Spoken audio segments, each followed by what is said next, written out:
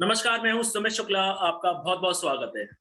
आज हम आपको मिलवा रहे हैं द कश्मीर फाइल्स में एक अहम भूमिका निभाने वाली भाषा सुमली जी, जिसने फिल्म में शारदा पंडित नाम का एक किरदार निभाया है। चलिए हम आपको उनसे मिलवाते हैं।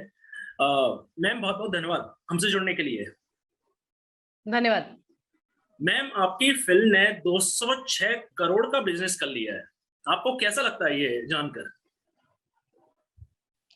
देखिए, 206 करोड़ एक आंकड़ा है और सक्सेस को सिर्फ आंकड़ों से नहीं गिना जाना चाहिए। सक्सेस जो हमें इस फ़िल्म को समर्थन के रूप में मिली है, वो मुझे लगता है कि वो एक इसका सबसे ज़्यादा अहम पहलू है। आंकड़े भी एक पहलू हैं, सफलता का वो भी एक मापदंड है। हुँ, लेकिन जो सम्मान, जो स्नेह और जो अपनापन इस फ़िल्म को मिला है, हुँ, जो क्रांति के रूप में ये फ़िल्म बनी है, हुँ, वो ज़्यादा बड़ी सक्सेस है मुझे लगता है। हुँ। जितने ऑडियंस फिल्म देख के आ रहे हैं, खासकर जो क्लाइमेक्स सीन है, जो बहुत ही क्रूरता से भरा हुआ है, उसके बारे में आप क्या कहना चाहेंगे? क्योंकि मैंने सोशल साइट्स में ये पढ़ा था कि जब आप वो कैरेक्टर प्ले कर रहे थे, तो आपकी आँखों से आँसू आ रहे थे। तो आपको कितना मेंटली प्रिपेयर होना पड़ा कि ऐसा भी हुआ था और ये मुझे परफ़ॉर्म करना है?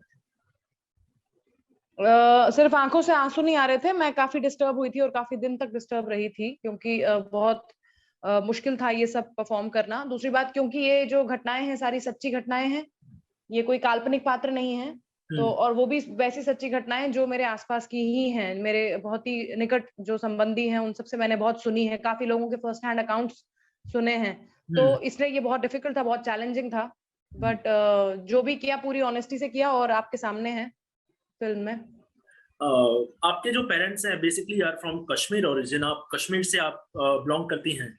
तो आपके पेरेंट्स ने भी ये सब चीज़ देखा है अपनी आँखों से। तो जी। कभी-कभी ऐसा होता है कि आपके फैमिली फ्रेंड्स बैठे हुए हैं और डिटेल में आप आपसे शेयर कर रहे हैं कि हमारे साथ ये नहीं, ऐसा भी हुआ है। तो इसके बारे में आप थोड़ा-सा हुँ। बताएँ? बहुत सी घटनाएँ हैं, हर एक व्यक्ति की अपनी घटना है। क्या इसमें मैं डिटेल में क्या ही बताऊँ, मैं तो सब कुछ सुनती हुई बड़ी हुई हूँ। मैं ये कहूँगी हम में से हर एक व्यक्ति जो है वो एक फ़िल्म है, एक कहानी है, एक उपन्यास है हुँ, और ये अगर हम 7 लाख लोग हैं तो हम 7 लाख द कश्मीर फाइल्स हैं। मैं हुँ, ऐसे कहना चाहूँगी इसको। हुँ। जी, और ये तो सिर्फ़ एक कहानी है। ऐसा होता है कि कभी-कभी आप कश्मीर जाती हों, तो आपको वहाँ का एक माहौल कैसा लगता है कि अभी भी उसी सोच पर आदमी चल रहा है कि अब पहले से अब माहौल चेंज हो गया है 370 हटने के बाद? मैं ना 370 हटने के पहले गई हूँ, ना अभी तक गई हूँ। मैं वहाँ सिर्फ़ पैदा हुई हूँ श्रीनगर में। हुँ, और जो माइंडसेट की आप जो बात कर रहे हैं वो कैसा चेंज हुआ है, वो तो मुझे लगता है आपको भी मालूम है हुँ, क्योंकि मैं भी कश्मीर से बाहर हूँ, आप भी कश्मीर से बाहर हैं। फ़र्क ये है कि मैं कश्मीरी होकर कश्मीर से बाहर हूँ और आप एक आम भारतीय होकर भ कश्मीर से बाहर हैं।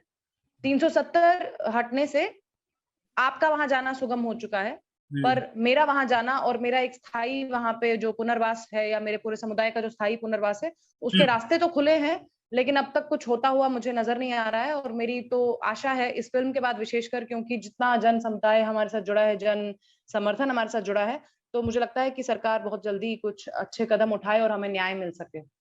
आपने अनुपम खेर जी जैसे दिग्गज के साथ काम किया है, तो आपका एक्सपीरियंस कैसा रहा, उनके साथ काम करके? हाँ, बहुत अच्छा रहा, उनसे बहुत कुछ सीखने को मिला, लेजेंड हैं वो, मिथुन चक्रवर्ती जी लिविंग लेजेंड हैं।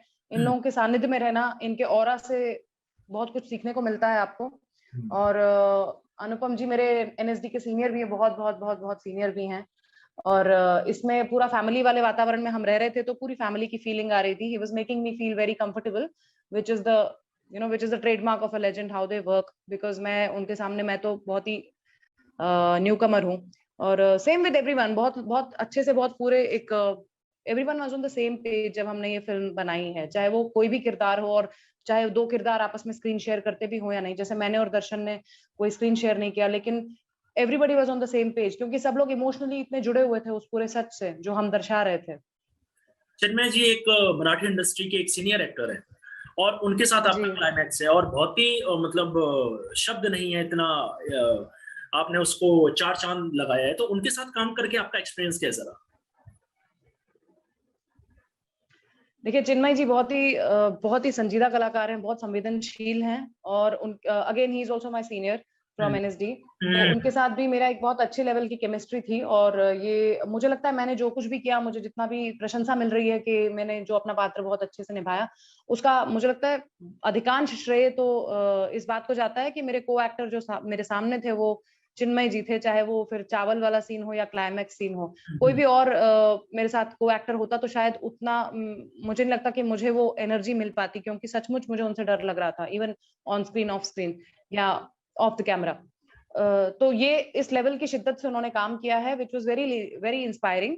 And same goes for all of them. But yes, Chinmay ji का विशेषकर ये भी है कि उन्होंने कश्मीरी जिस तरह से एक्सेंट जो पकड़ा, और कश्मीरी का उन्होंने जो लहजा, टोन और भाषा का जो उन्होंने स्पष्टता से पकड़ा, वो भी बहुत ज्यादा इंस्पायरिंग था। सो वो बहुत महान एक्टर हैं। आपको ये फिल्म मिली कैसे? आपने इसका ऑडिशन दिया था क्या डायरेक्ट आपको विवेक अग्निहोत्री जी ने आपको अप्रोच किया था इस फिल्म के लिए? नहीं, विवेक जी तो मुझे कैसे जानते थे, वो तो मुझे नहीं जानते कि डायरेक्ट अप्रोच करेंगे। लेकिन मैंने जब इसके बारे में पढ़ा तो सोशल मीडिया पे, तो मैं इस फिल्म से जुड़ना चाहती थी क्योंकि ये सच्ची फिल्म बन रही थी। और मैंने ताशकंद फाइल्स देखी थी उसके पहले, तो मुझे पता था कि ये जो फिल्म है ये न्याय करेगी सच के साथ, सिर्फ सच का लेबल लगा के कुछ भी नहीं परोस देगी, ये फिल्म सच से न्याय करेगी। इसलिए I wanted to be a part of it. तो मैंने इच्छा जताई और मैंने सर को अप्रोच किया, और उन्होंने फिर मुझे बोला कि ऑडिशन दीजिए।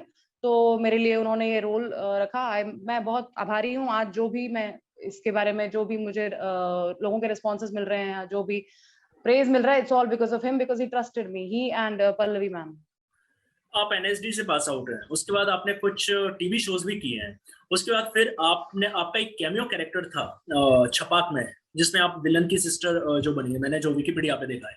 फिर आपको द कश्मीर फाइल्स मिलना, तो आपका ये सफर कैसा रहा, इसके बारे में आप बताएं। देखिए, एक्टर को तो सब कुछ जो भी मिलता है वो पूरी निष्ठा से निभाना ही पड़ता है। तो मैं एनएसडी करने के बाद मैं जब मुंबई आई तो I have done a lot of theatre यहाँ पे, और टीवी सीरियल्स में या इवन रियलिटी शोज में मैंने एक्टिंग पढ़ाना, एक्टिंग सिखाना और एक्टिंग करना, यही यही काम किया है।